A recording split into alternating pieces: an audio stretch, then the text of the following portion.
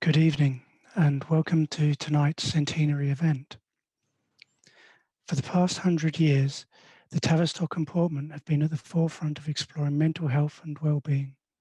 From attachment theory to infant observation and beyond, our ideas have led to changes in care, education and how organisations work. Our centenary festival is celebrating our history and exploring contemporary issues. And tonight, we look at the world of work and well-being. And now I'll hand over to our chair for this evening. Thank you very much, Glenn. I'm Brian Rock. I'm the Director of Education and Training and the Dean of Postgraduate Studies here at the Tavistock and Portman NHS Foundation Trust. And I'm truly delighted to welcome so many people to our first of two connected events on workforce and well-being, tonight and next week at the same time, Monday the 8th of March. We have a full Zoom and we have a full program, an excellent lineup of speakers who, as Glenn said, in the first part of the event will share their experiences and expertise through personal and professional reflections and insights, and who in the second part of the event, after a short comfort break, will participate in our panel discussions with me, facilitated by Chris Caldwell.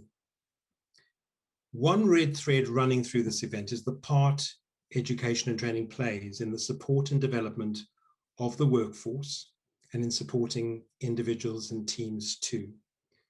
And next week, we'll talk about organizations and systems. And of course, the main focus of education and training, particularly within the mental health and health sphere, is on its beneficiaries, namely the individuals, families, groups, communities that we serve in our clinical work and in our consultancy. Meaningful education and training should go beyond competencies and facts. It should reach into the sort of personal, emotional sphere or core, not just one's intellect.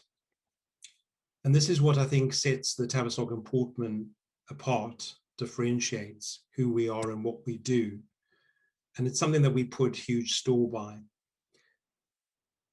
Early innovations from the Tavistock and Portman have included experiential learning, reflective practice, observational approaches in our pedagogy, have been adopted now by so many organizations with the now widely coined Tavistock model. Here at the Tavistock and Portman, we train people to become mental health practitioners in one form or another, from educational psychologists to child and adolescent psychotherapists, adult psychotherapists, systemic practitioners, social workers. We also focus on helping people working in a range of different roles and settings who may never choose to develop as actually mental health practitioners, but help them develop experience and understanding in the field of human relationships and organizational dynamics, whether they work in education, healthcare, in charities, criminal justice system, blue light services, and whether focused on service delivery or leadership and management. And as an organization, our mission today remains true to our founding mission to help, to understand more, and to teach our work. And accordingly, our approach to education and training is interwoven with our clinical enterprise. Our educators are experts in their professional domains. And we trust that this means that there's the development of capability and competence from which flows confidence that will equip people to make a thoughtful and relevant contribution in their sphere of work. More recently, we've been even more engaged on widening participation and reaching beyond our more traditional, more familiar professional groups. Last year in September, we launched our digital academy, providing learning wherever you are with the intention of widening access and reaching people where they are geographically, but also where they are on their own learning journey. Delivering care in whatever setting, regardless of approach, requires thoughtfulness and attention to relational and social dynamics. Staff well-being and the link with delivering safe and effective care has never been more required and more urgent.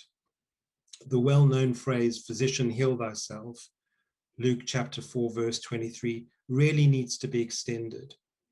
organizations, especially when societal dynamics can be so difficult and taxing, have a responsibility to support and nurture the well-being of its workforce. This is even more complex given the challenges that organizations are facing at the current time.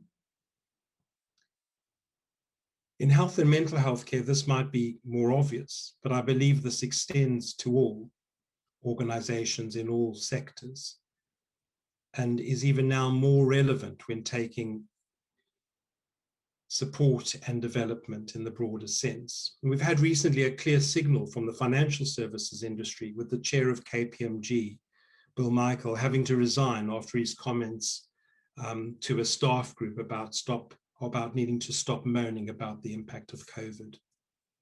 But there are very significant challenges for us, not just because of the pandemic, although it's exposed and magnified significant pre-existing inequalities and issues in our society and elsewhere in the world. It's also been a great enabler.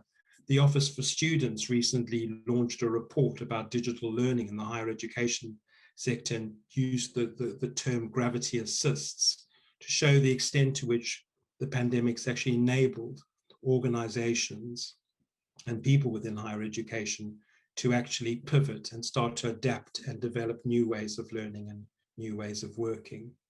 But we're also seeing a very significant increase and worrying increase in the mental health issues facing people in the UK, but also across the world, but especially for children and young people. The other area to focus in on is the inequalities that we are even now more aware of for people from Black, Asian, and minority ethnic backgrounds. Within the Directorate of Education and Training over the past few years, there's been a growing awareness of our need to do more to become a more inclusive education and training provider, and indeed for the organization to become more inclusive too. We're on a journey, and you can see that we are where we are, perhaps even with the issues of representation on our own panel tonight, with an aspiration to do better.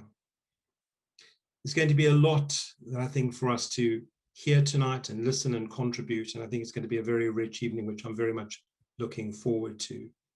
I'd like to introduce our speakers who will speak in turn, and then we'll have a short comfort break, and then we'll move into the final part of the event, which will be a facilitated discussion.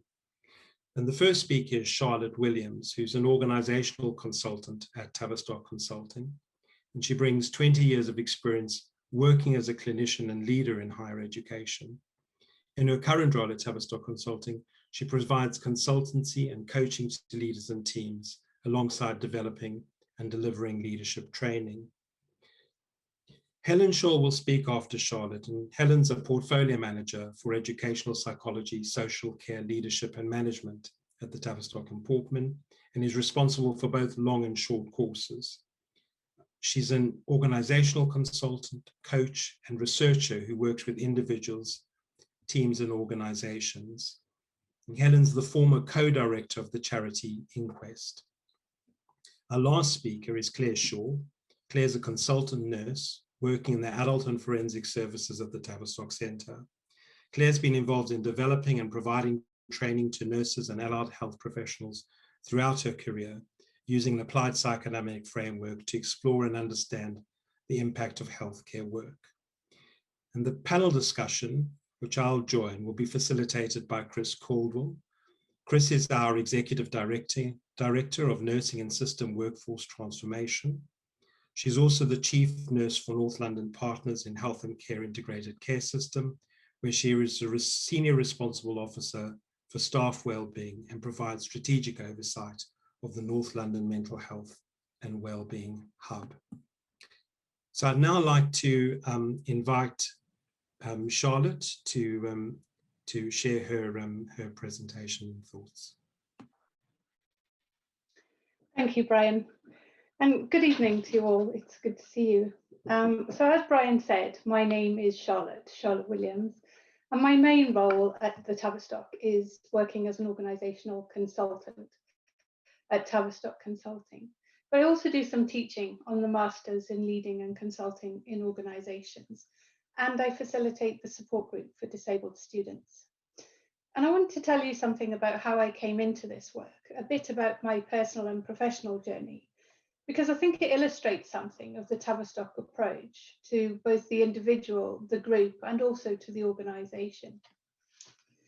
So physical and mental well-being has always been really important for me, both professionally and personally. I started my career in the 90s, having graduated from Aberystwyth University in Welsh and politics. I soon found myself working with organisations, helping them to develop and implement strategies to deliver their services bilingually. Unfortunately, early on in this career, so in my early to mid 20s, I was stopped in my tracks by the onset of a physical health condition, which at the time was particularly disabling and meant that I had to stop working for a while in order to get the condition under control. As I got this under control, I realised how lucky I was to have family and friends who'd supported me and parents who'd pay for me to go into therapy to help me get back on my feet. And it really was this experience that led me to train to be a therapist. In a way, as I got back on my own feet, I wanted to use this experience in a way to help others. And it helped me to turn something round in a way, to make meaning of the experience and turn it into something potentially life enhancing. So I qualified as a counsellor in the early noughties, and immediately started working in schools and higher education across Wales, bringing a Welsh speaking counselling provision to some services for the first time ever. And whilst working in one service, I realised that there weren't many Welsh speakers who were making use of the service. I was quite curious to find out why, so I carried out a focus group with some of the Welsh speaking students. And I learned that the fact that the services were only advertised in English and they'd never seen a Welsh speaking counsellor in any of the wellbeing talks had kind of led them to believe that it really wasn't something for them. Once we started to address this, the number of Welsh speakers who made use of the counselling service increased significantly. This was a really useful learning point for me. And later, when I moved to London, I continued to work in university counselling. And eventually I took up a role as head of counselling in a London university. Now, I'm sure most of you are aware, but just in case, the purpose of a university counselling service is really to support student wellbeing and mental health. Some services also support staff wellbeing. And when I took up the role as a leader of a counselling service, I found myself both fascinated and at times utterly flummoxed by the organisational dynamics. Leadership was hard. I hadn't really anticipated feeling so anxious and so overwhelmingly responsible. And I was just so glad that I had a psychoanalytic clinical supervisor who also happened to be an organisational consultant from the Tavistock. And I was also relieved that I was already a couple of years into my own full analysis, having had the idea of training in the future. So to begin with, it was really through my own supervision and through my own analysis that I began to learn sort of experientially, both consciously and unconsciously, about the Tavistock model. And I began to understand that work evokes feelings in people. And in order for people to manage those feelings and actually get on with the job, they need someone to manage those feelings, to process those feelings, to help them to actually get on with doing the work that they do on a day-to-day basis. And that someone is most often and most suitably the leader of the service or the organisation. And realising this helped me understand why, when one of the counsellors popped into my room at the end of their tough clinical day for a moan about the amount of admin work I was forcing them to do, they seemed to leave feeling much better, yet I was travelling home on the tube carrying some really difficult feelings. And it helped me understand that actually this was a big part of my job as a leader. In the same way that my supervisor and analysts were containing me, my job was to contain and support the counsellors, which would enable them to do their job. And I began to see how the particular kind of work that any team is doing generates particular feelings and behaviours. And so I could see how the work with students really would get into us as a team sometimes, and how perfectionism and competition and ambivalence towards authority and this fear about being kicked out that seemed to go round really permeated the dynamics of the team. and at times our relationship with other parts of the organisation. And I learned that if I wasn't careful and managed these projections, they could actually become quite destructive and get in the way of good team dynamics and the delivery of a good service. And I also learned the importance of Beyond's concept of containing the container. And due to my own analysis and my supervision, the fact that I was sufficiently held and supported enabled me to contain others and then to contain others. And overall, as I began to feel more contained and more able to attend to my role as a container, I could see improvements in staff well-being, in team functioning, and actually in the outputs, in the work, in the creativity and the productivity across the team, which then of course generated more pleasure for me and for the team and our own well-being, and which put us in good stead to continue our role as containers. Now, after some years in role, I started the Masters in Leading Consulting to Organisations at the Tavistock, where I was able to put more of the concepts around the sort of experiential learning that I'd had to date. And in particular, I learned more about the systemic aspect of the model, which provided new insight for me into the role that structures and boundaries and processes and social networks play in the provision of staff wellbeing. And it helped me understand that when boundaries and structures and procedures are too tight and rigid, or even if they're the other way and they're too loose and laissez-faire, that they can breed feelings of anger and resentment, can impede upon people's capacity to think, and can increase anxiety and impact overall on staff wellbeing. So I learned that structures and processes really matter because they help us to manage and navigate the world of work, and that there's a really delicate line to walk to ensure that they're sufficiently holding without becoming disabling or stifling.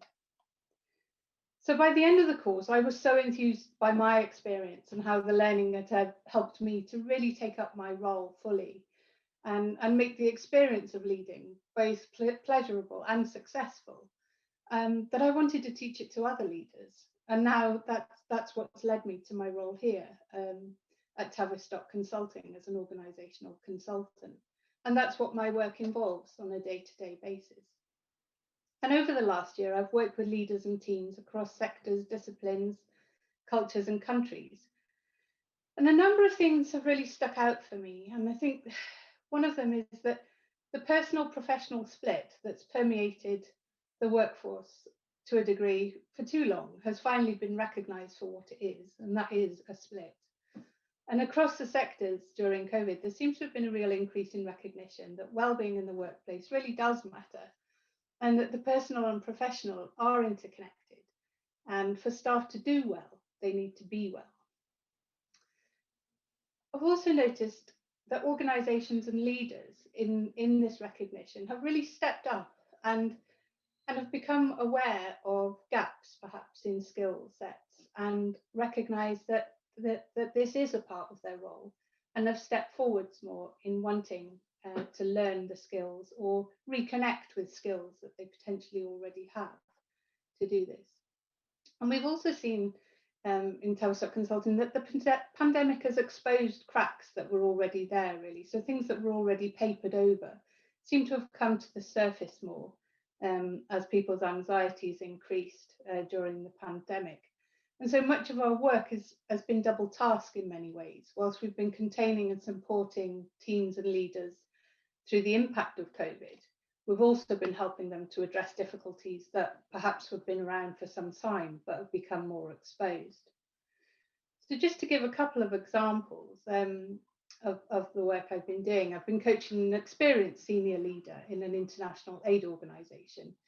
Now, despite being a very experienced leader, he was new to this department. And a month after he arrived in post, he and his team went into lockdown. And so my job was both to support him and contain him in adapting to, well, A, being a human being amidst a pandemic and the impact that has, but also in adapting to moving from working in a real world to a virtual world, and then to containing his staff to make these adaptations, and thinking about how does he get to know his staff when working from his own bijou little apartment on his laptop. How does he address performance matters? How does he keep the staff connected? And another piece of work that we've been doing, I've been doing with my colleagues collectively, was providing training for quite a large group of managers from a national charity. And the training was around wellbeing and mental health in the workplace. And having already seen an increase in mental health problems in their staff, in their workforce over recent years, they were really keen with the onset of the pandemic to ensure that they had the skills to have the necessary conversations. So we rolled out a training program consisting of a number of sessions, which included a webinar and then review and application groups where staff brought live issues to consider and think through together. And another job was for a National Health Trust, where we were asked to come in and do some consultancy work, addressing some issues that had been around for some time. But just before we were about to start the work, the pandemic kicked in and the work was paused. And we were asked then to do some support work for frontline staff. So I teamed up with Claire, and under the NCL in Mind umbrella, we ran a support group for wellbeing champions. So these were staff members working on the front line and supporting their own colleagues in going through the pandemic. And once we got through the first wave and things began to settle again, we recommenced the consultancy work. So we went back to so there's this constant double task been going on really through the pandemic of sort of addressing things in the now and also things emerging that perhaps had been around for some time. So I'm just mindful of time, and to conclude, I think there's sort of three main points that I've learned over this year, but that perhaps come even more to the forefront over this last year that I'd like to share with you around wellbeing in the workplace. And wellbeing at work has been important for some time. It's not something new, but I think that this last 12 months has really highlighted this even more. Over this last year in the world of work, it's been acknowledged more than ever that work-life balance really does matter, and that personal and professional are interconnected. These are not two separate things. And that leadership styles, flexibility around working patterns, alongside the importance of boundaries and structures, can support staff wellbeing. And in a way, I think COVID's opened up more of a dialogue around wellbeing. It's loosened something. And I think this is really valuable and something that we really need to take with us. And I've also seen more, again, how the workplace evokes feelings in us, both conscious and unconscious. And the kind of work that we're doing at any given moment, so the kind of work and the context, impacts upon us in different ways. And these feelings that get generated, rather than being something to deal with outside of work or on the way home, are something that need to be acknowledged and managed and contained and worked with in the work, so that we can use them to help us to do the job. And also when we leave work, we can actually go home and rest. And I think, once again, what's been reinforced for me during this last 12 months is that relationships and structures are what contain us and enable us to do the work that we do. And this was always the case, but the pandemic, I think, has put us even more in touch with the uncertainty of life. And so teams are requiring more containment right now. Leaders are adapting with our help to provide this in new ways, both virtual, whether they're working from home and they're doing that virtually, or whether they're doing it sort of, firefighting on an NHS ward. And it's important that they have support to do this, and that they get enough support for themselves. And finally, just something about relatedness. We know that relationships matter, but we also know that relatedness matters. And I've heard so many staff this year talking about the importance of connecting with each other and just having those informal conversations, cups of tea, a piece of cake, and how people, whether it's because they're busy in the wards, or whether they're working from home and only communicating on Zoom, are really missing the social aspect of work. And the space in between our work, the corridor conversations, the tea and cake online, the chat by the coffee machine, or the WhatsApp social group, you know, where you're kind of sending little jokes to each other. These spaces are really important, and they're equally as important as the formal spaces at work. And this is something that we need to hold on to, and we need to continue to do, encourage each other to continue to connect in different ways and to maintain this. I'm going to leave it there for this evening and hand you over to Helen, but I'll happily take any questions afterwards. So thank you, and over to you, Helen. Thanks, Charlotte, and thank you to everyone for being here this evening. And I'm delighted to have a chance to share some thoughts with you. As Brian said earlier, I'm the Portfolio Manager for Educational Psychology, Social Care, Leadership and Management, and I've been in that role for a year and a half in the Trust. And at the Trust, I manage a portfolio that includes a series of masters and doctoral programmes and short courses. And I also sit on our Learning and Teaching Committee, and I'm a part of the Equality and Diversity work stream. And as Brian said, I also work as a systems psychodynamically trained organisational consultant and coach. I trained here at the Tavistock over 10 years ago, whilst I was leading a national voluntary sector organisation, Inquest, that worked on deaths in all forms of state detention. I was co-director there for 21 years, and it was the challenge of achieving changes in legislation, policy and practice to interrupt repeated cycles of deaths occurring in the same circumstances. For example, deaths of young Black men following the use of force by police, or self-inflicted deaths in prison of women, and finding ways for bereaved families, many of whom experienced intersectional challenges in terms of class, race, gender, etc., to find a voice in the investigation process that led me to train at the Tavistock. As a history and political science graduate and a bit of an activist, I had the political and historical theoretical frames which offered explanations for the structural contributors to these phenomena. But I was keen to explore more about what might be getting in the way of change and learning and the challenges for leaders working in these contexts. And also, just so you get the full picture, I'd also been in parallel a non-executive member of a special health authority that had been set up to look at the organ retention scandal in England and Wales, and to make suggestions for legislative change that resulted in the setting up of a now established regulatory body, the Human Tissue Authority. And I'd also at times sat on a number of charity trustee boards. So I'd quite a wide kind of experience of kind of leadership in different contexts. So I became a student in my mid-40s and studied on our master's and doctoral programmes in consultation and leading in organisations. And as I was thinking about doing this talk, I was thinking, what does the approach at the Tavistock offer to leaders, and how does that relate to well-being and work from an individual and team perspective? How can we support people to be the compassionate, reflexive and authentic leaders that we need? So all of our courses and trainings are rooted in psychosocial and developmental understanding of emotional and psychological needs, situated within a wider organisational and societal context that includes considering the impact of difference and inequality.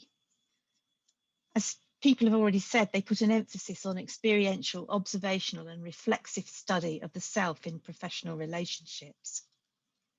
Our programmes require students to acquire a depth of understanding of the theoretical frameworks that underpin their practice and discipline. We value the importance of the clinical practitioner educator model of training, and we think of theoretical learning as inextricably linked to personal and professional development.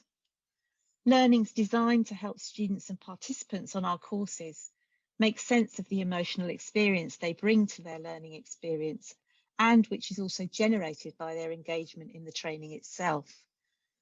We're committed to an anti-racist stance that values diversity and inclusion and puts an emphasis on the importance of multidisciplinary and interdisciplinary approaches and crossing professional and organisational boundaries. The fundamentals of the systems psychodynamic approach I learned here as a student inform my practice now, both as a leader and manager and educator, and as a consultant and coach. And I want to just reflect briefly on sort of 3 recent examples this year in relation to teaching on a 2-year master's programme, teaching on and being involved in the delivery of a short training programme, and also on a 1-day leadership module that I think illustrate the impact of our work in different modes for different levels to the workforce in terms of well-being. One of my teaching roles is on our master's and doctoral programmes on consulting and leading in organisations. I now teach on theory on the master's after stepping down from 5 years of leading the practice module. The master's programme has at its core the symbiosis of open systems thinking with psychoanalytic concepts that in combination can provide a unique insight into the dilemmas of working in organisations. It considers how work, particularly in the health and social care fields, but in any context, can stir up feelings and anxieties, and that the dynamics in the groups we work with will be reflected in our team dynamics if we don't have both the knowledge of self, the theoretical frame, and the opportunity to reflect and process the emotional impact of our work. As all organisations are made up of people, they inevitably contain what each individual brings to the organisation: our life experience, our diverse experiences, our experience of taking up roles in other organisations and groups, be they workplaces, colleges, school, political groups, faith groups, families. The list is a long one, and that's not exhaustive. And all of these affect how we engage with the primary task of our work. And in the master's programme, the systems psychodynamic approach integrates 2 perspectives, the psychoanalytic and open systems, to explore the way that those 2 things can work together to give us a new perspective on our experience at work. We focus particularly on the work of Klein and Bion in understanding the unconscious dynamics of the individual and the individual in relation to another, group and intergroup unconscious dynamics of containment. We draw on the theory and practice of group relations to explore and understand unconscious organisational and inter-organisational dynamics and intergroup dynamics. And we situate this within a theoretical frame that addresses the environment, the social, political, geographical and ecological environment, and their unconscious relatedness to and impact on our organisations, groups and individuals. We explore open systems theory, which, put very simply, thinks of organisations as open systems or constellations of systems, where there is an input, conversion and output, where the notions of primary task, role, authority and boundaries are crucial. And these relate to the idea of a requisite organisation as described by Elliot Jacques.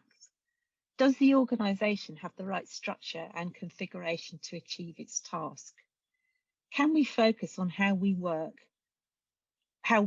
not just how we are at work, and the interrelationship between the 2? This year has been a year, as we can all acknowledge, like no other.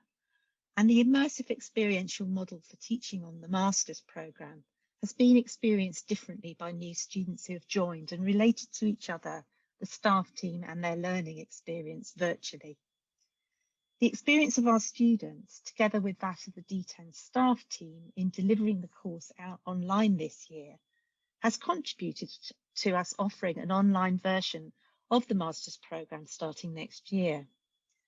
As all of our work roles and professional experiences are increasingly networked, geographically dispersed, and we need to be more environmentally conscious, it seems inevitable that one way or another, a lot more of our work and working relationships will remain online. This new version of this master's programme will enable students, be they leaders, consultants or managers, to study live what is required and what emerges when working in the mixed economies of face-to-face and online work relations. And my second example is about my involvement in a government-funded programme we've been part of designing and delivering as part of a consortium of organisations alongside Research and Practice, Sussex and Goldsmith universities. It's a development programme for social work practice supervisors, so those who supervise and manage social workers working with children and families. We've delivered the training to over 1,500 participants in England since it started in late 2018. And after the first 2 years, it was extended for another year because it had been deemed to be so successful. And I've been part of the design and delivery team and led the team of one-to-one coaches that are involved in the programme. And at the heart of this evidence-informed programme has been a focus on relationships and the use of self and the valuing of difference and diversity. This is a programme about developing those individuals, be they new managers on the generic version of the programme or heads of service on the Supervising the Supervisors programme that we developed and delivered this year. We model an open, a relational and reflexive way of working through our delivery and materials that aligns with the theoretical approach that encourages participants to learn a new way of being in their leadership and management roles that they can take forward in their organisational settings. Woven into this programme is the notion that reflective groups can help peer groups of managers address management dilemmas, that the use of self based on knowledge of self and understanding the emotional impact of work and the concept of containment and valuing and championing diversity in teams are crucial tools for managers. The programme takes participants on a punctuated journey over 6 months, involving learning needs evaluations, self-directed learning opportunities, 3 opportunities for one-to-one reflective development and support for learning, small group work and face-to-face learning with a strong experiential element. And a participant in a training I was delivering last week, part of this programme, a training where the participants were absolutely demonstrating a real hunger for connection and appreciated the spaces that they were given to work in small groups. But this participant said at the end of the training that she'd realised, she said, I've realised this is about me and my development. And if I don't pay attention to that, I won't be able to contain and support and develop my team. And I can do that with the support and connection with my peers. And finally, the third example I wanted to share with you is about another national project the Trust is involved in. The Thrive Framework for System Change is an integrated, person-centred and needs-led approach to delivering mental health services for children, young people and their families. It was developed by a collaboration of authors from the Trust and the Anna Freud National Centre for Children and Families. iThrive is the implementation of the Thrive Framework, translating the principles of the framework into local models of care using an evidence-based approach to implementation.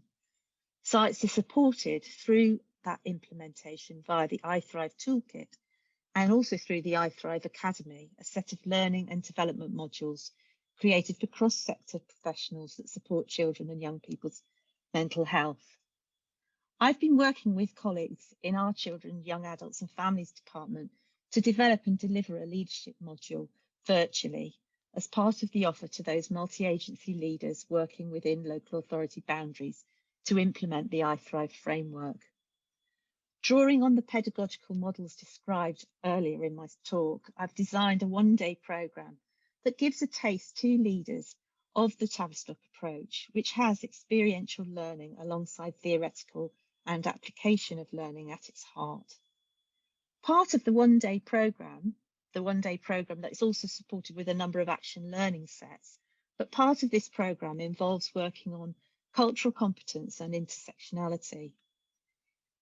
In this task, the group has a double task of learning and challenging each other about these complex issues as they relate to leading their services and collaborating across organisational and professional boundaries, but is also experiencing and learning about taking up leadership in small groups without a facilitator online. And my confidence in our pedagogical model enabled us to have the confidence to work with these leaders contain their anxieties going into this exercise, and enable them to experience how they might have these challenging but very necessary conversations with their teams going forwards as they implement the programme. So I hope that's given you an example of 3 different ways in which we're supporting leaders to be more emotionally aware and hold their leadership positions underpinned by strong theoretical frameworks. I think where next is what I want to leave us with, really, which is what the challenges are ahead to support the development of compassionate, reflective leaders, who in turn can support people in work so that workers are well-being is attended to and workers can be the best that they can be, and to understand the importance of emotions at work and theories that can help us as leaders and managers to develop and support individuals and teams. But our challenge, I think, is how can we make these accessible to a wider audience, and so that more of the workforce have access to some of the models that we've developed over the years at the Tavistock. And I'll now stop and hand over to my colleague, Claire, who's going to be the final speaker before the break. Thank you, Helen. Hi, my name's Claire Shaw. As Brian said, I'm a consultant nurse working at the Tavistock. And just briefly a bit about my background. I trained as a mental health nurse 20-something years ago now, and my first contact with the Tavistock was nearly 20 years ago. And as a relatively newly qualified nurse, I was fortunate to undertake a master's degree that focused on the application of psychoanalytic concepts to the delivery of frontline care, both in sort of health and social care services. And it was a brilliant experience that made sense of a lot of my work in practice, including the opportunity to undertake infant observation as well. And for a long time, I worked in a national service working with people who self-harmed and was involved in delivering training kind of locally and nationally. And I guess the theme of the training was often about processing the impact of the work for health staff, but also prison staff and education staff. And that's kind of remained an interest of mine, which I'll speak about in a moment. I came back to the Tavistock about sort of 10 years ago and undertook the interdisciplinary training in psychoanalytic psychotherapy and have continued.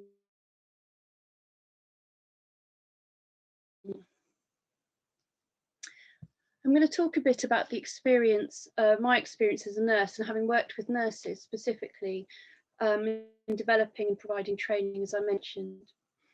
We know that in order for nurses to undertake their work safely and effectively, nurses need both the clinical skills training and academic study to learn and develop, and in order to provide evidence-based patient care and to support team and service developments.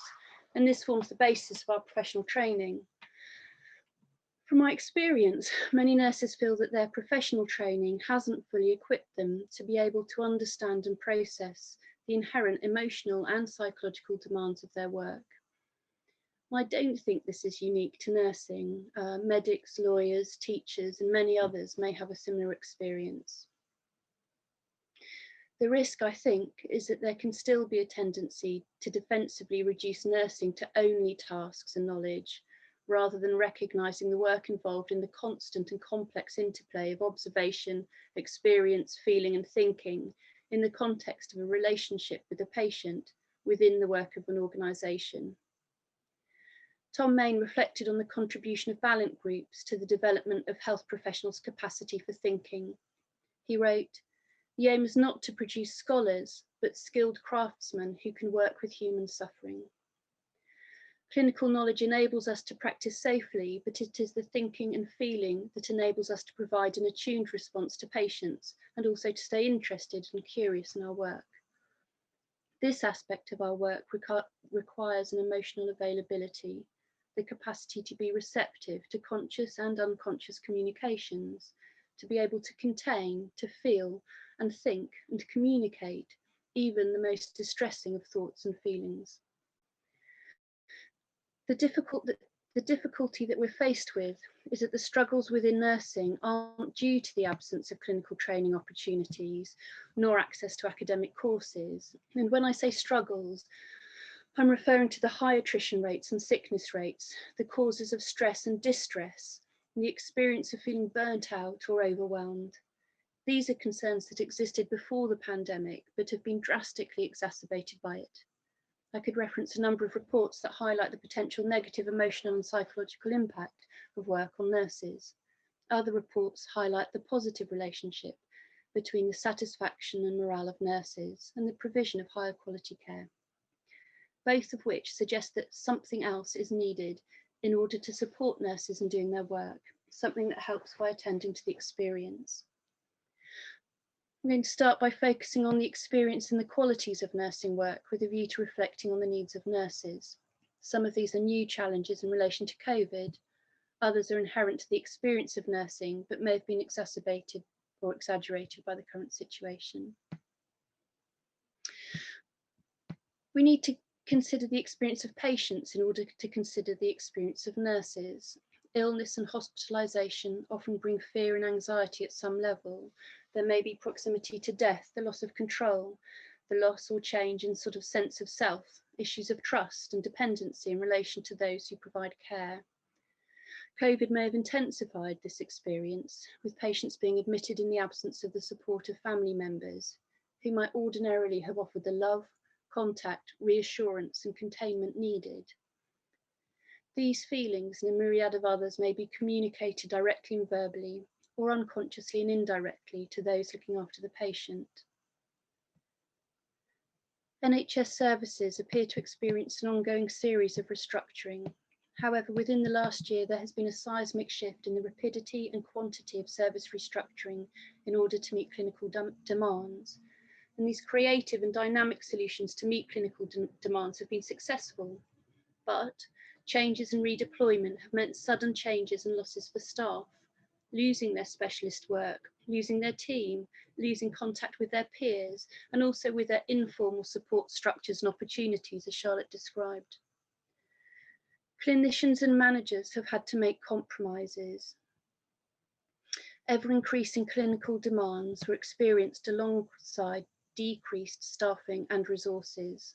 Compromises had to be met in the provision of direct patient care and for managers and team leaders in relation to looking after their staff and their patients. The concepts of moral distress and moral injury capture the detrimental experience of feelings of guilt and possibly shame at actions that may have gone against an individual's personal values and beliefs. Idealisation in the media was experienced as incongruous with individuals' experience, highlighting the split between the fantasy of the perfect nurse and the reality of those who were exhausted, angry, and burdened with feelings of guilt. Creating and maintaining space for thinking and reflection within nursing has always been difficult.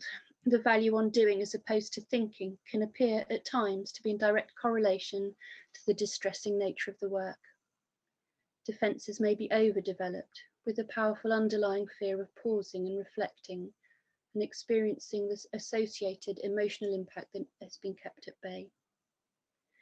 In the peak of the pandemic, or the peaks of the pandemic, many have struggled to think under extreme experiences of anxiety or having experienced traumatic events.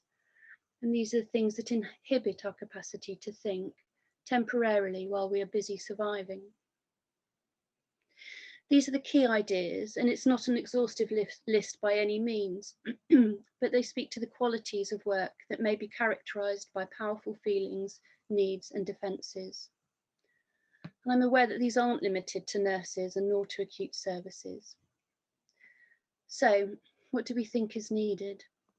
What helps to stabilise us when we're buffeted by the changes of organisational and service restructuring? What helps us to recognise and navigate the intense feelings that are often evoked in working closely with patients and with their families? What enables us to create a coherent narrative of experiences that may otherwise feel fragmented and raw?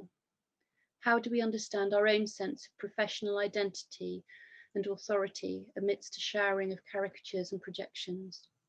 Something else is required, something that needs to run alongside the clinical skills training and the academic courses. But what does something else look like? I would suggest it's the opportunity to make sense of experience, something both Helen and Charlotte refer to, a framework for understanding and a reflective space for exploration. Both of these things need another mind or minds to help with this, be it a reflective group, a facilitator, a mentor, a supervisor or a lecturer. I'm going to use 3 brief examples to illustrate the ways in which we've offered a complementary approach, but one that focuses on kind of experience, thinking, learning, development. I'm going to talk a bit about some work with student nurses. So for a period of about 2 years, I ran a series of work discussion groups for 2nd and 3rd year student mental health nurses. And this was a new addition to their training within the university. And it was one which aimed to support them in developing their capacity to reflect on their work, an opportunity that was otherwise absent for them. For many, it was their first experience of a reflective group, and initial sessions were met with a sense of skepticism and some slight confusion, I think.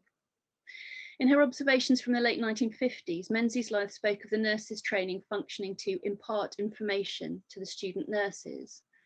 And the students I worked with, their experience of the training reflected this. The emphasis was consistently on best practice guidelines, nice recommendations, and the need for research and evidence-based practice. And whilst these are all necessary and fundamental parts of providing safe and effective care, there appeared to be an overemphasis on this approach at the cost of developing a more reflective capacity and an awareness of the nature of the work and the inherent impact. In other words, that knowledge could be understood to be defensively valued over a capacity for thinking. We can recognise the ways in which the values and defences already identified serve to protect against anxiety, pain and distress.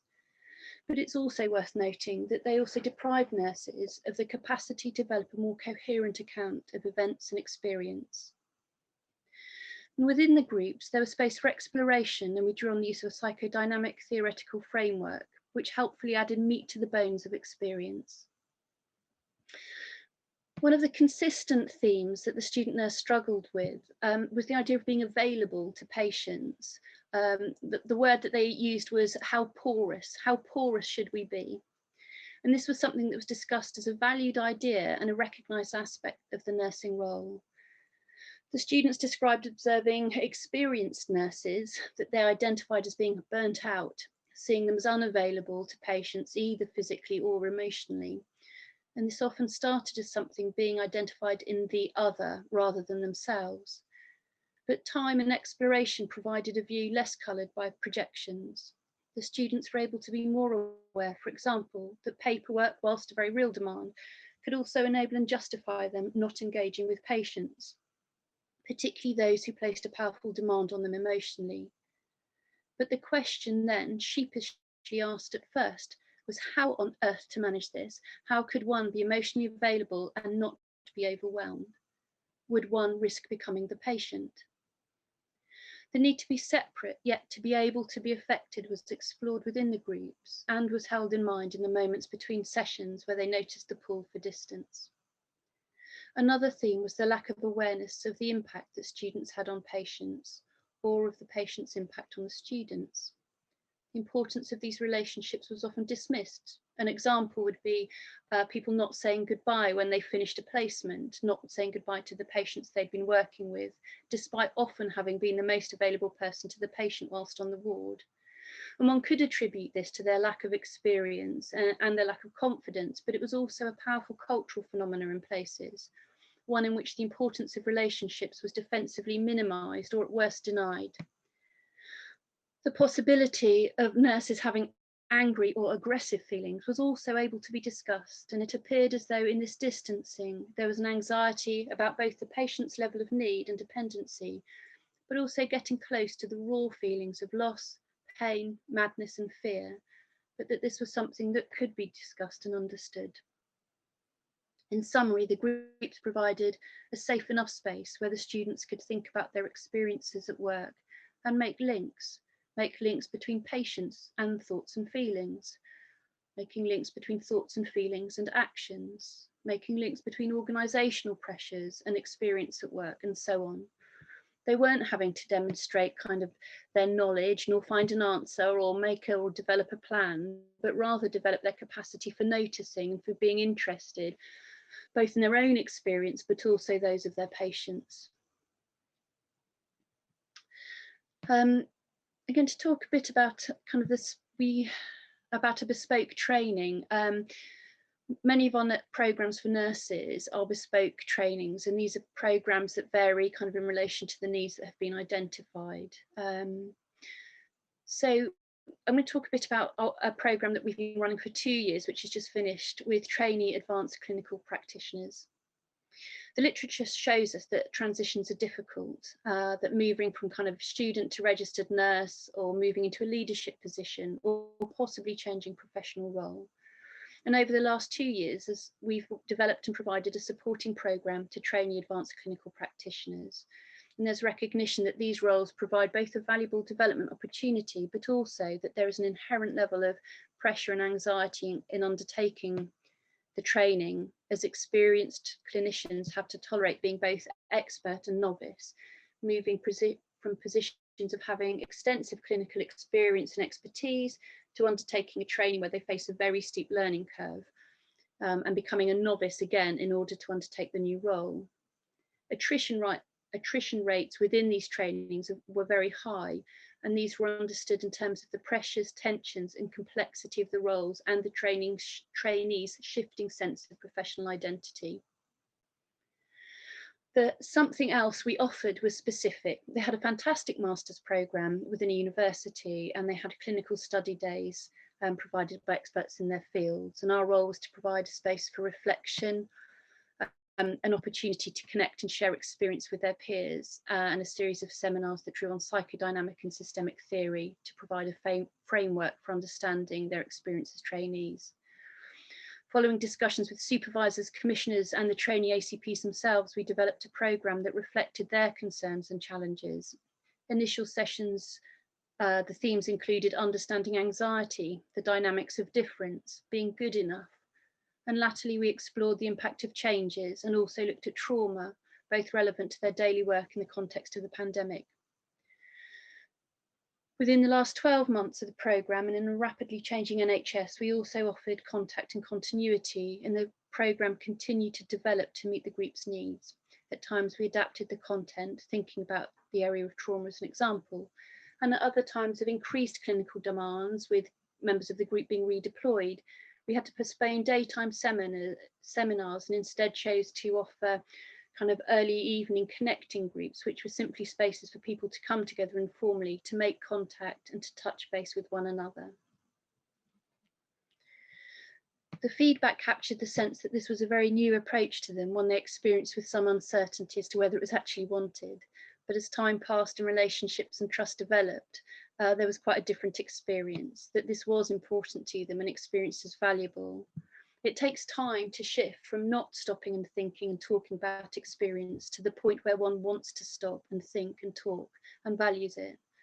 The programme provided something different, an approach that applied a rigorous curiosity to experience and recognised the inherent dynamics of frontline work with very ill patients in pressurised services, as well as the interpersonal dynamics in undertaking new roles in established teams and cultures. It provided a third branch to the training, a stabilising factor that enabled them to make sense of their daily experience. I just wanted to finish with a quote. It's from Isabel Menzies Lythe from her paper written in 1999, but it seems incredibly relevant to now in thinking about the crisis in nursing. Her paper was called Facing the Crisis, and captures the need for thinking, curiosity and exploration, and of making a start, however small it might be. There are no easy answers to the crisis, nor any global answers that someone else is going to find. In the context of this paper, however, there would seem to be a good deal that nurses could do themselves in their own setting. Thinking about it would be a good start. I have given you some things to think about. Find more for yourselves. Try going into your unit as though you were a stranger. Look and listen. You may be surprised and shocked by what you discover. Think for yourself and with your colleagues about what needs doing and how you do it. The simple answer, think, is a difficult one. The more so since it may mean prizing yourself out of depression and discouragement first, and finding somewhere a ray of hope to sustain you. Starting will be the hardest part. Start slowly and do it gradually. You do not have to set the world to rights all at once. Small successes will give you the courage to go on. Thank you. Gosh, that's fantastic. Thank you to Charlotte, Helen, and Claire. This transition is difficult.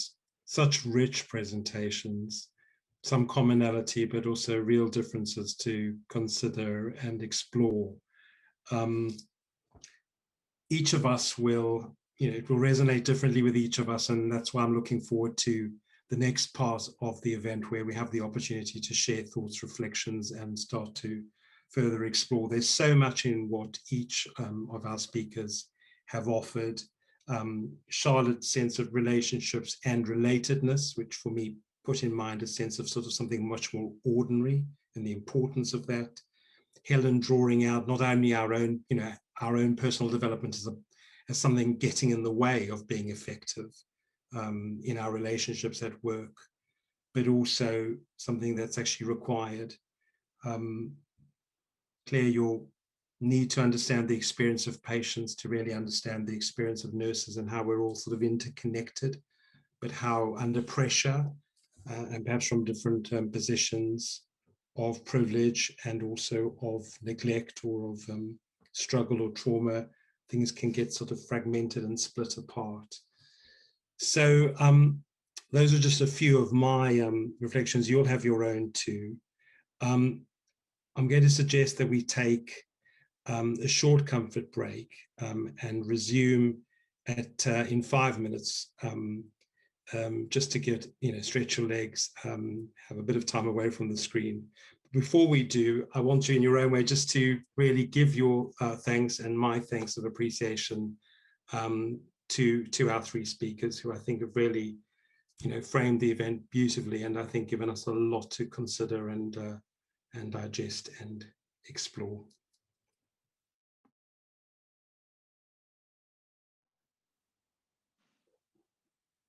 Okay, I think everybody is back now, and I hope you went away with your heads full of thoughts after those three very full and different presentations. And so I'm Chris Caldwell, and as Brian said, I am the Director of Nursing at Tavistock and Portman, and also Chief Nurse across our ICS. And I've been very much thinking about wellbeing in work over the last year as we've been through the pandemic. And it can be quite overwhelming to think about not just wellbeing in health work, but across the wide spectrum of the workplace, which has often become our house, our bedroom, and the task of maintaining work whilst there's so much else going on in our lives. I thought it really, as we get going with this question and answer session, I thought it might be interesting just thinking about today being St. David's Day, and some of you will know that one of the things that St. David said towards the end of his life was to do the little things, the small things you've seen me doing.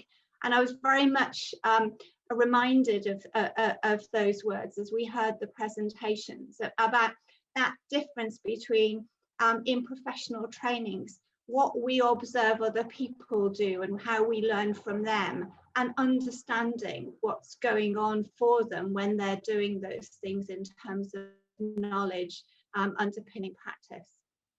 But also that it is sometimes those little things that add up to the big things that make the difference between being able to continue to do the work or not, as an individual and as a team, whether that's the role of the leader or you as an individual. So with that in mind, please start to put your hand up if you'd like to make a point or to ask a question. The chat is now open, and what we will also as well, so please do use the chat, but we're going to start by asking people who are wanting to put their hand up in order to make a point or to ask a question, and I'll take 2 or 3 points and put them to the panel. And Brian is going to join the panel for this part of the session, so you will be able to put your question either generally to the panel of Claire, Charlotte and Helen, and Brian, or specifically to one member of that panel. So don't be shy, and do ask your questions.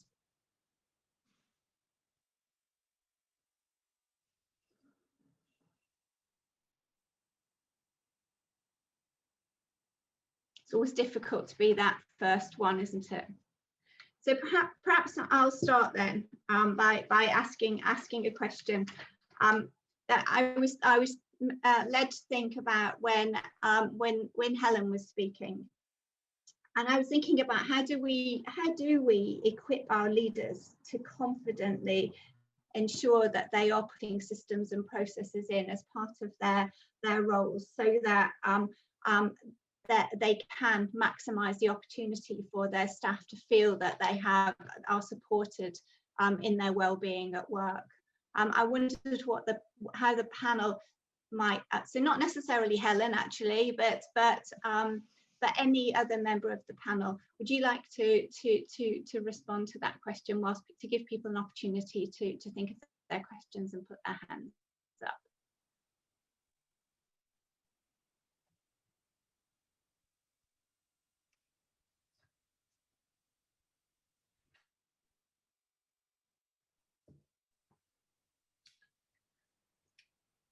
I mean, Chris, perhaps if I do you want to start, Helen? Do you say, I could pop in?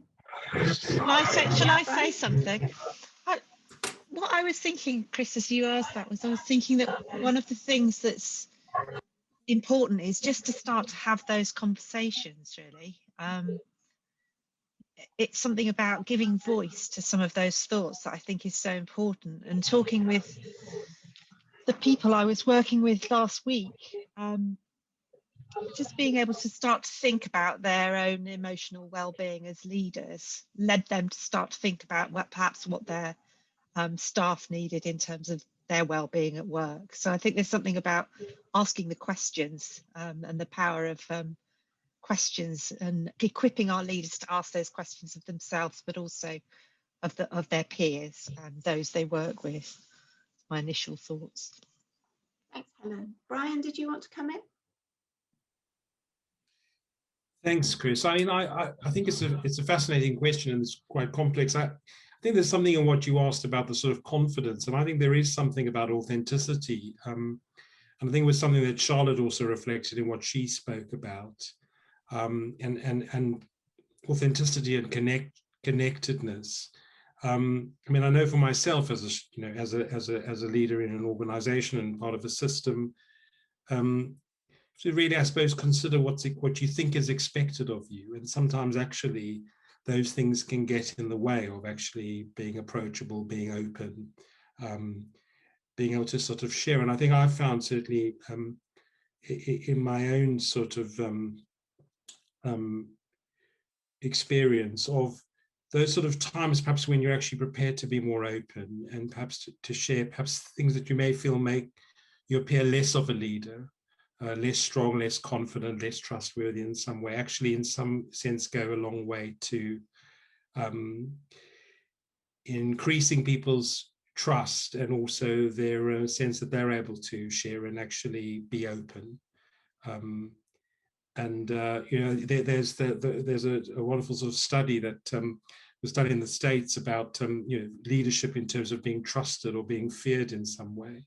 And I don't think we should aspire to be leaders who are feared in some sense. I think in organizations, people want to feel that they can bring themselves and actually can share both their successes or achievements, but also things that they're struggling with. And I think that's the most important thing with regard to well-being at work. because people don't always feel that they're on top of their game, always feel that they're managing, always feel that they're coping. And sometimes the permission to know that actually it's not just you, and it's not just you in a particular level or role within an organization, is really important.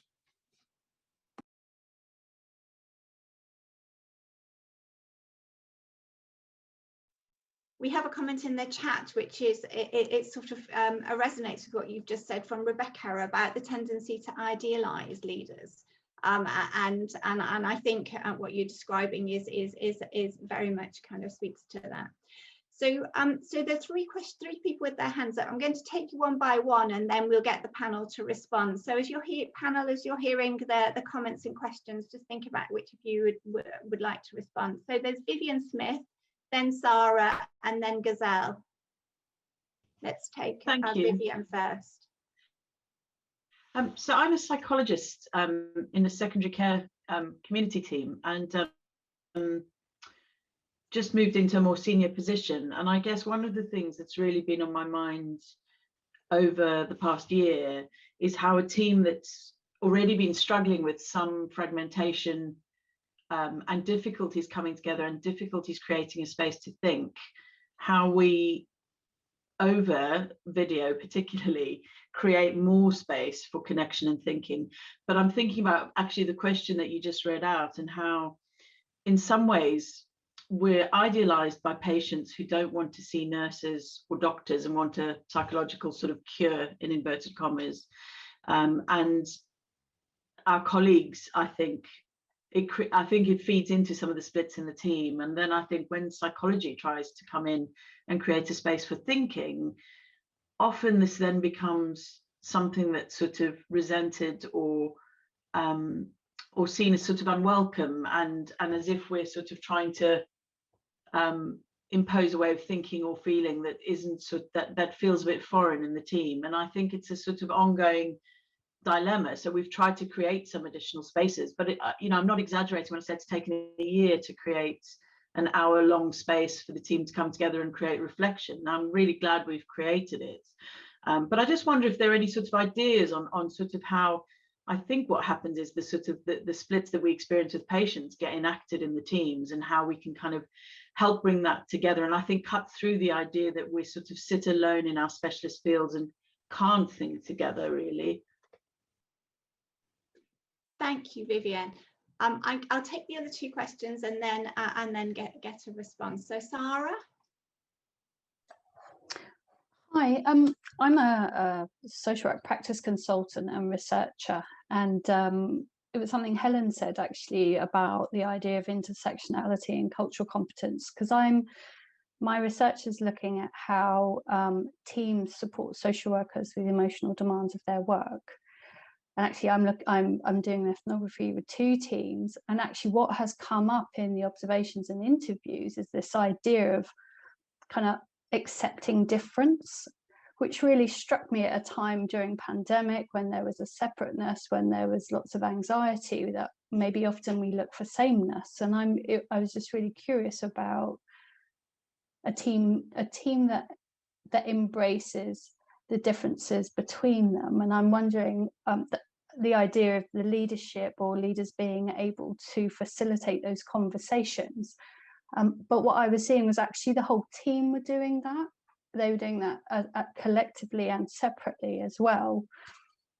And what I want to do is kind of understand that and bottle it, because I think I'm just very curious about what that means. So I'm just interested in what the panel think about that when at times of high anxiety, or where we may see splitting, or we might see sort of smaller groups, or them and us, that actually these teams that I'm seeing are bucking that trend. And I'm curious what the panel might think about that.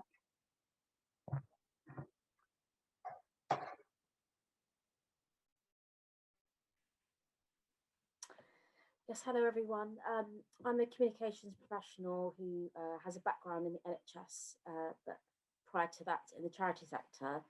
So my question is really about the NHS culture and this idea about resilience. So we know the NHS is working in a situation of lots of cuts and understaffed, and we have this idea of being resilient, and I do wonder about that term, because to me, an authentic organisation is one where you can be a real person and there's a level of authenticity. And I do wonder about this requirement to be resilient in the face of difficulties. And I'd be interested to know that the sort of panel's reflection on that. And another kind of aspect of NHS culture is about having desired behaviours. So these reflections aren't about the Tavistock and Portman, but my previous experience. So there's something about, you know, desired behaviours or values, but those things can shift based on organisational pressures. So for me, there's this experience of performing a certain way or being a certain way and not being given permission to be authentic. So I'd be interested in your reflections as a panel.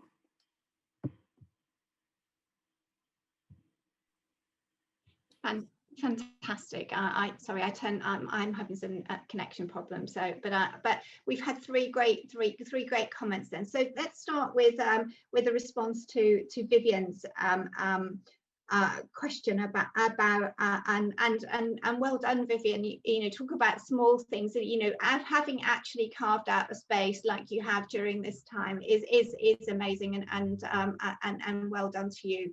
And I don't doubt it has been terribly challenging at times. So thoughts from the panel in relation to Vivian's comment and question.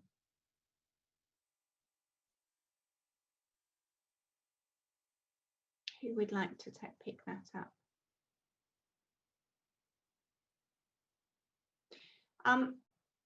Perhaps Claire, can I come to you? Have you got a thought on that?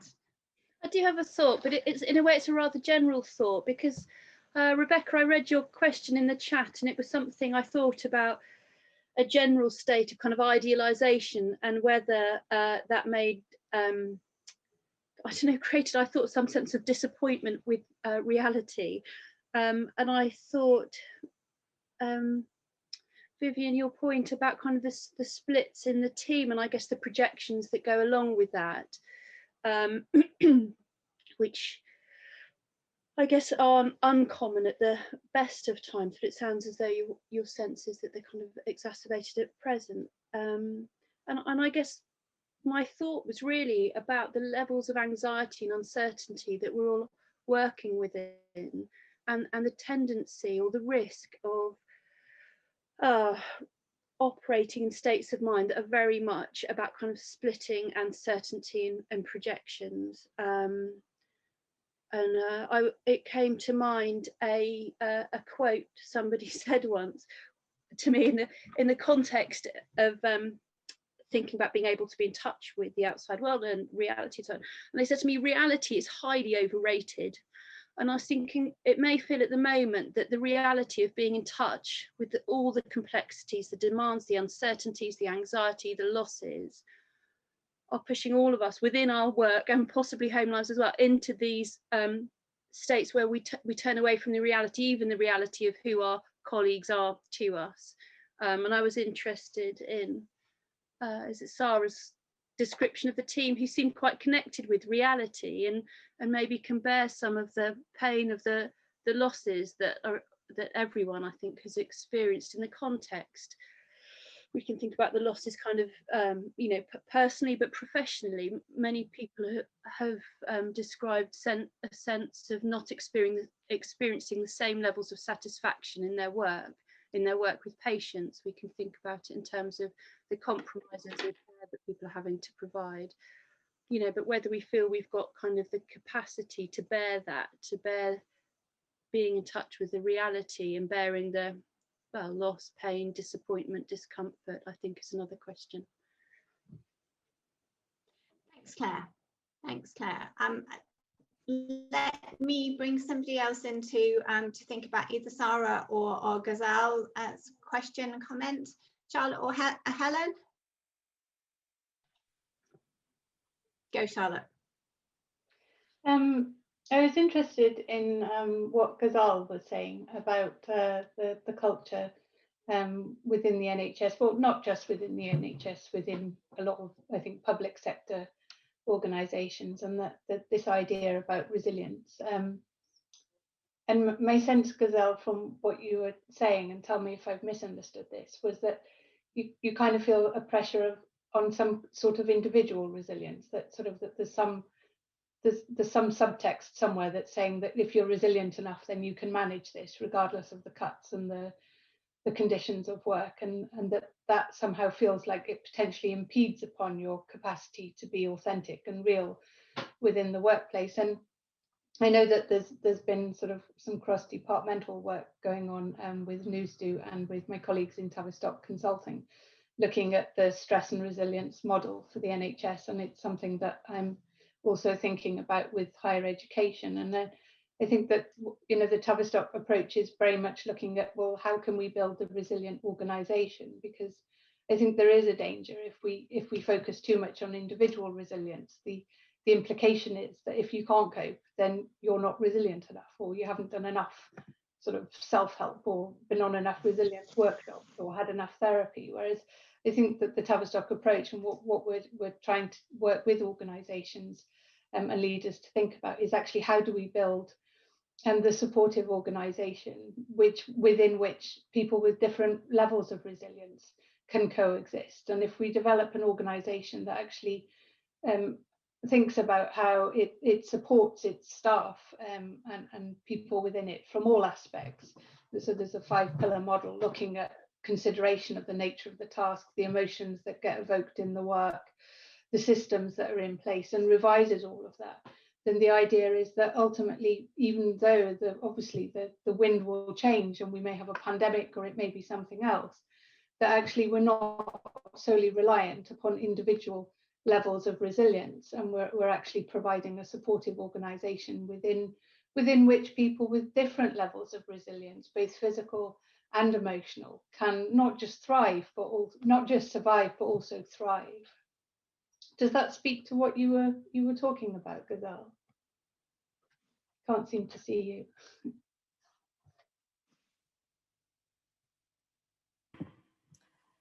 Yes, it does. I guess I'm ultimately critical of that word. And what you're saying makes sense to me. Think about things collectively and having strength in that. So yeah, that's very interesting.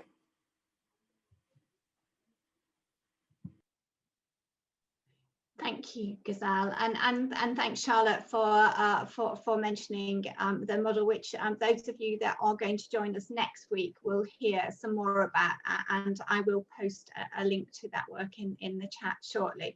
And I guess thinking about that, Jennifer and Seamus have been having a conversation in the chat about whether the role of the individual in the face of whole system or whole organisation change, and whether being an individual role model, I guess, it is a kind of sustainable position when you're in an organisation that perhaps needs to change. I don't know whether either of you would like to say more about that.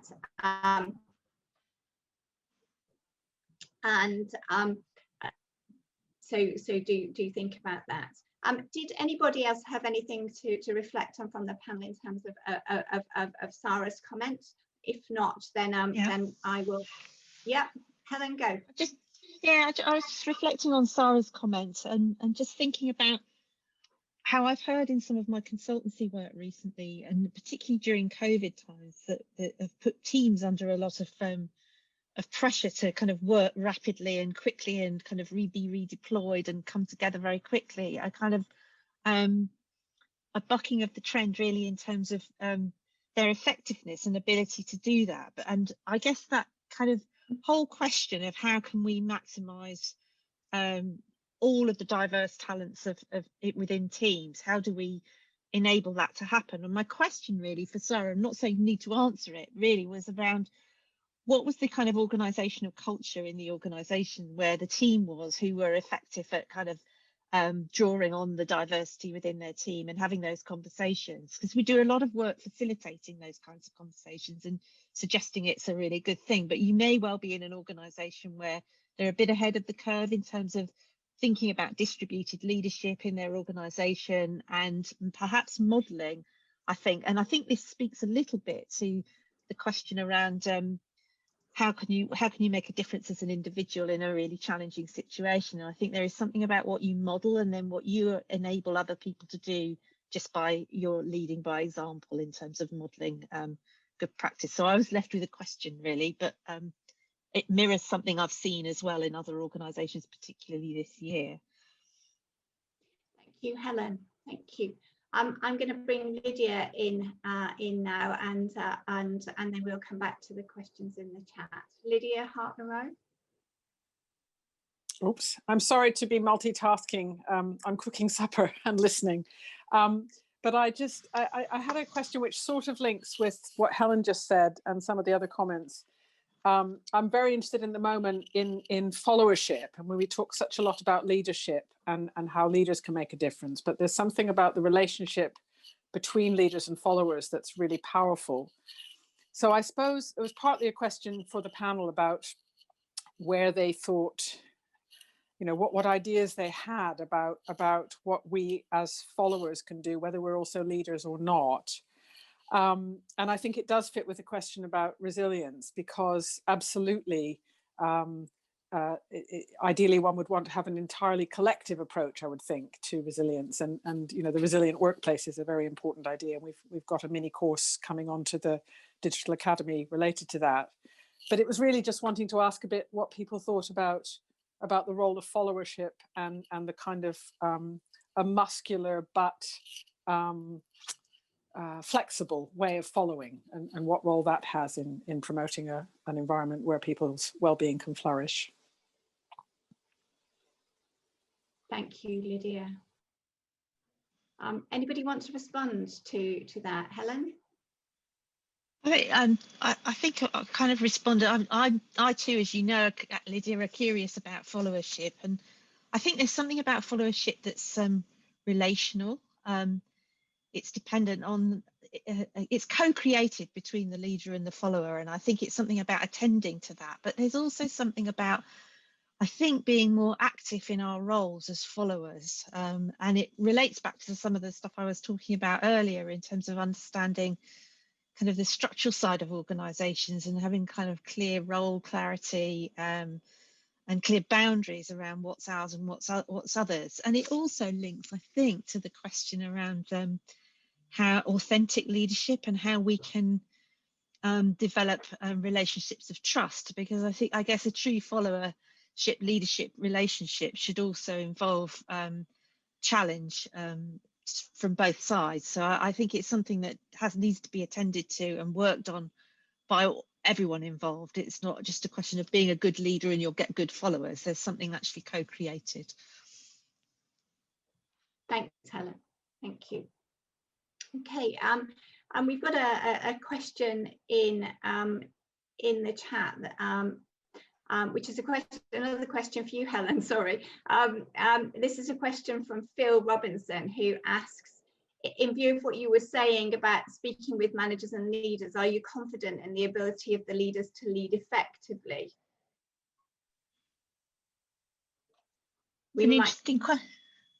So in view of what you were saying about speaking with managers and leaders in the work that you've been doing, I guess Phil is asking, how confident were you in their ability to lead effectively, and whether they did have the resources to do that within the work, and I guess what help would they need? Shall I say something, and then other members of the panel perhaps have thoughts too? I think it's not easy to be a leader in any organisation, and in this last year it's not been easy at all. And I think there's something about what do we make available to leaders. There's a whole debate we have on one of our training courses about are leaders born or made, and I think there's something that links also to the question about resilience and organisational resilience, because the way our leaders are is connected to the way our whole systems are. So there's something about how can we best support leaders to be the best leaders they can be, but also situated within enabling our organisations to function well. So there's an interconnectedness and interrelatedness. So I would say, in answer to Phil's question, how confident I am, I'm confident that we have the skills and abilities to provide that support. It's just, is the environment willing to hear it? Are people able to have the space and time to think about it? I don't think there's not a magic spell that we can put, but there's equally, it's not a mystery. I think we do know what helps leaders to be good leaders and followers to be good followers. It's just how can we enable organisations to value the need for training, for support, to be able to be weak sometimes, to be vulnerable sometimes, to be our authentic selves. Thank you, Helen, and what you've just said is very much echoed by what Rebecca Myers has put in the chat about, which I think would resonate for a lot of us, that you know, how difficult it is to separate organisations from the wider social and political influences on, particularly on the NHS, and how much easier it is to think about resilience at an individual level than to engage with the wider socio-political context, which you know, which is what really needs to be addressed. So I couldn't agree more. And I mean, I'm very struck at the moment by the plans for recovery. So this is phase, you know, recovery from the latest wave of the pandemic. And at least this time we're talking about putting a time frame on giving staff time to recover and time to talk to their managers about their experience. But I do wonder whether it'll still be expected to be done and dusted within a very short time frame. But in terms of, you know, small kind of developments, at least we're talking about it now, and at least there is some concept of time on it. So we've got a question from Caroline Taylor next, or a comment. Would you like to come in? Yes, thank you. So I used to be a senior manager in the NHS, and therefore I guess an NHS leader. I now, for some years, have worked as an executive coach. And I think the piece about individual resilience and the nature of the organisation and the nature of wider society is fascinating, and we could talk about it for hours. I'm really interested in the connection between leaders' ability to acknowledge and share their vulnerability and resilience. Because in my experience, the one supports the other. And also a sense that part of being resilient as an individual is being able, I was going to say survive, but I think it's more than that.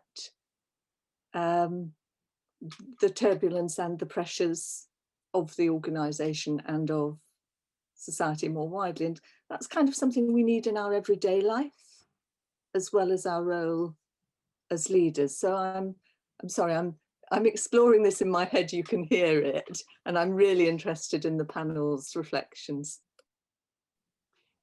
Thank you, Caroline. Great reflections there. I'm going to, I haven't picked on Brian for a while, so I'm going to ask Brian to come in and give his reflections on this one, and then I think Charlotte sounds like she might be wanting to come in as well. Thanks, Caroline. You're not the only one in your head. I mean, the sort of depth and quality of the comments, just trying to sort of work my way through some of it. But there's a lot in what you say that resonates. I mean, I think there is something which I suppose connects back to Gazelle's point about resilience. And I too sort of share a bit of a sort of a loathing for the term, because I think in some ways it does often lead to individuals being in some way sort of blamed in some way for not being resilient enough in a way, and makes it a kind of individual problem, which I think that we all have that tendency to do, I think, under pressure and strain, and not see a bigger picture, and certainly not see our part in it. It's an interesting one, this kind of, you know, kind of combining vulnerability and for me, resilience is also linked to the capacity to recover. So it's not something that's sort of an innate quality. which you either have or don't have, but actually you can lose it and regain it or develop it and find it, I think under certain conditions. And I think it is important, because I think in a way, discussions helping me clarify my own position.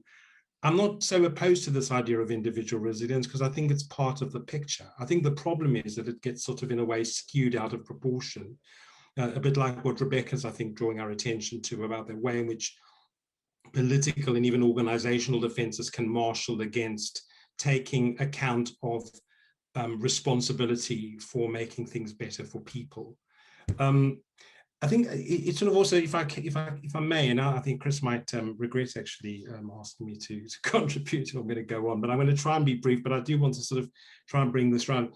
Something that Lydia was saying about leadership and followership, I think it's an interesting one, because I think we often talk about leadership and followership, and then we land up actually dominating the focus on leadership, actually. And I think there's something, I think, much more slippery and difficult, perhaps enigmatic, about really considering followership, a true followership, which is not a sort of a slavish sort of following of leaders just because they're the leaders and we should trust them and, you know, go with them.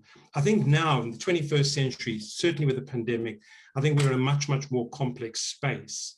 And I think it is more challenging within organizations, which, you know, whichever role you're in or whatever level, how do you sort of balance contribution, inclusiveness, engagement, empowerment, with actually also the fact that there are people in an organization who have to make the pain, that have the pain and also the pleasure of making decisions. I think trust is fundamental. And I think one of the things we've seen through the pandemic, particularly with this government, and I may be showing my hand here, is I think actually a huge mistrust of actually what has happened across the pandemic and why the UK has, I think, you know, notwithstanding the vaccination program, actually been so woeful in its response to the pandemic at particular points. I think the thing I want to just introduce, then I'm going to stop, is about, I think, we do this well around individuals around development, the notion that individuals develop. And I think we've got to have a notion that organizations develop and systems can develop and society can develop.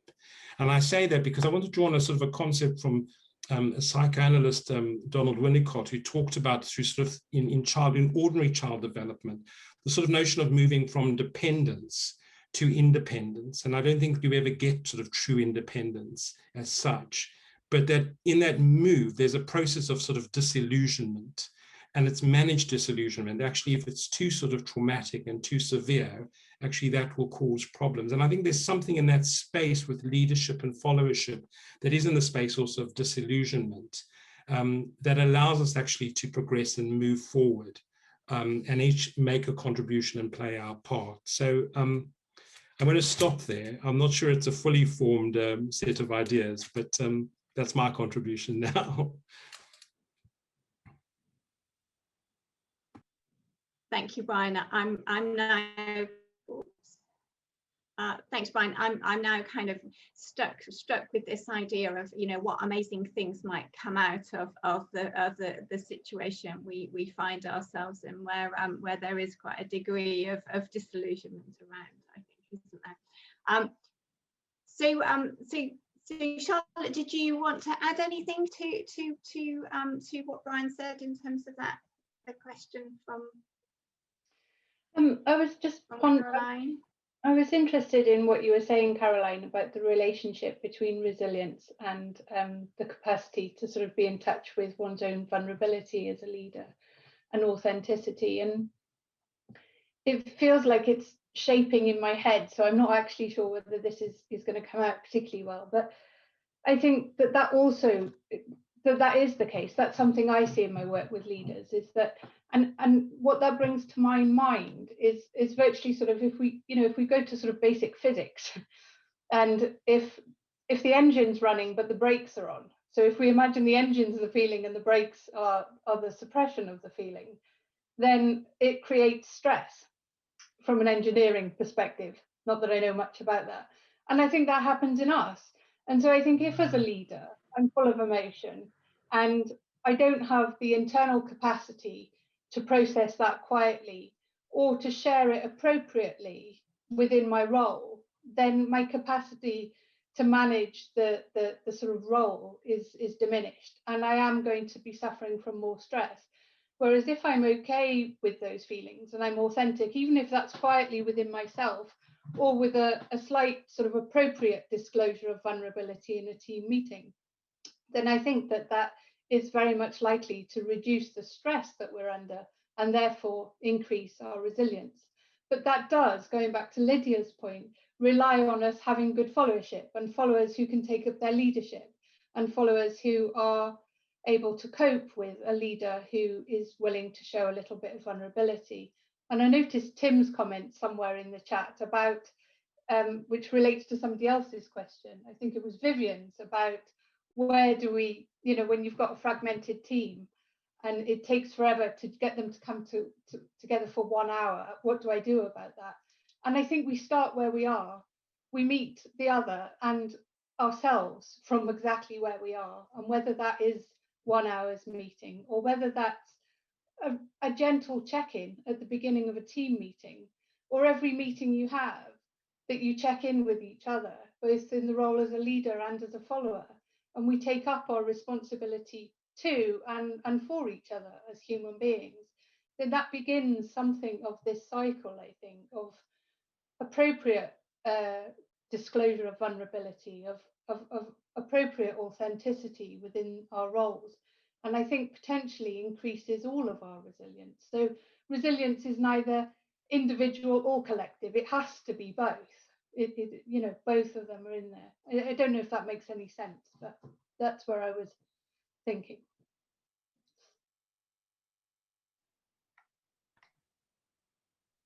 Thank you, Charlotte. I'm loving, Tara, I'm loving your comment, the luxury of resilience. That's a very interesting phrase to play with, and I'll have a think about that. We've got one more hand raised, Liz Greenway. So I'm going to ask Liz to ask her question, make her point, and then we'll start to draw things together. So Liz, over to you. So first of all, thank you to the panel very much for an interesting evening. And I wanted to come back to a point that Charlotte was making about the use of language.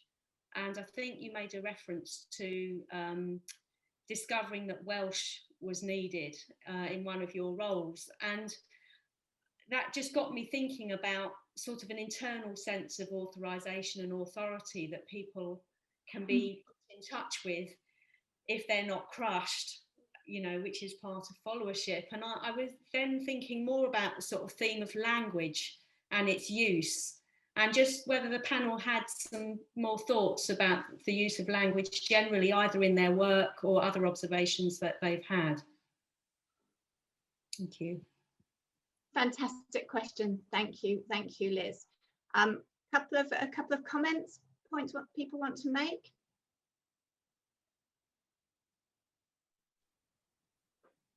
Claire, are you? I was just going to respond briefly. I was thinking about a lot of our work is about using a psychoanalytic framework and working with frontline nurses in very different settings, from everything from sort of emergency care settings to, inflammatory bowel disease, but trying to use very ordinary and everyday language. But also, I think some of the work is about enabling people to articulate and use their own language to describe their experiences at work, which may be quite unfamiliar to them and may not feel that it belongs to them. I think that it is rather kind of foreign or other, that it belongs to, I don't know, mental health nurses or psychologists or whoever.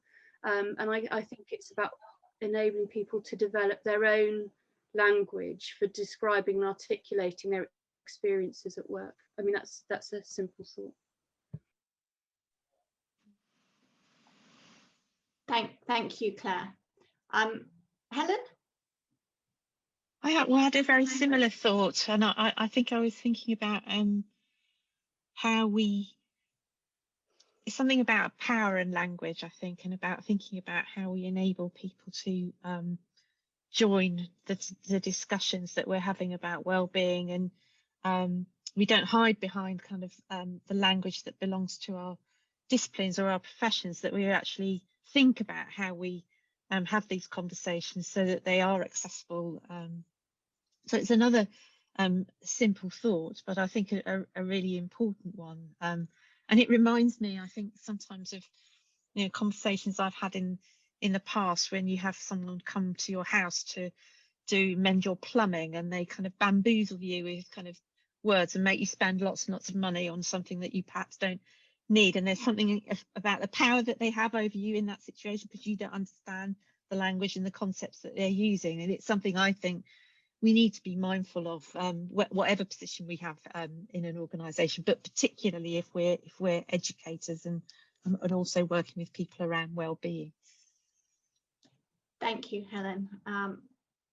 Excellent. Charlotte, do you have anything that you want to say by way of a final word on language? Yeah, just that I think language, there's the language that we speak in words, and I think sort of when we're talking about emotional language, it's often really useful for people to actually be able to speak in their original language, that it has a more sort of, it's often more connected to the emotions and to sort of to the internal world, and that can be both a plus and a minus, of course, and can be used to defend against the emotional connection, which at times may be necessary, but also to sort of get closer to it. But then there's the other aspect of language, which isn't just about words, but it's about culture, and it's about race, and it's about what we represent, and are we actually speaking not just the words language, but are we able to communicate something to people from different parts of society and make this accessible to them. I know that when I'm working in my role as consultant and coach across different sectors, I often feel as if part of my preparation is actually translating my work. So that I'm not speaking in jargon, but I'm actually just talking human to human, and being mindful of those power dynamics that can be involved. And the same with students as well. I mean, we know that psychological safety reduces anxiety, and therefore we learn better. So if we can find whatever language, whether that's sort of, a cultural way of being or whatever, to reach people, then I think that can only enhance people's capacity to think and to learn and to consider some of the concepts that we have to offer. Thank you, Charlotte, and that's a great way to finish our discussion session tonight. And so I'm just going to close the session now by saying thank you to everybody. I think we've had a fantastic set of presentations and a really interesting discussion, both in the chat and through the questions. So thanks to all of you for remaining so present and really thoughtful in your responses through the session. We are going to have another session next Monday where we are going to talk about organisations and systems. So think of this as part one, and go away and let all those thoughts percolate, and we can come back to them next week. And I guess I'd leave you with a thought really about that power. So you can use power over people, and you can use power to enable and empower. And I think there's something about our collective responsibility. We shouldn't have to be totally responsible for our own resilience. It should be part of the system we work in, but we must take part of that responsibility for ourselves and for other people as followers and leaders and individual practitioners. So lots to think about and lots to think about for next week. So thanks to everyone. Let's just give our appreciations, and thanks to Brian for chairing the session, and to the team behind the scenes who have managed all the tech. So thanks everybody, and we'll see you next week.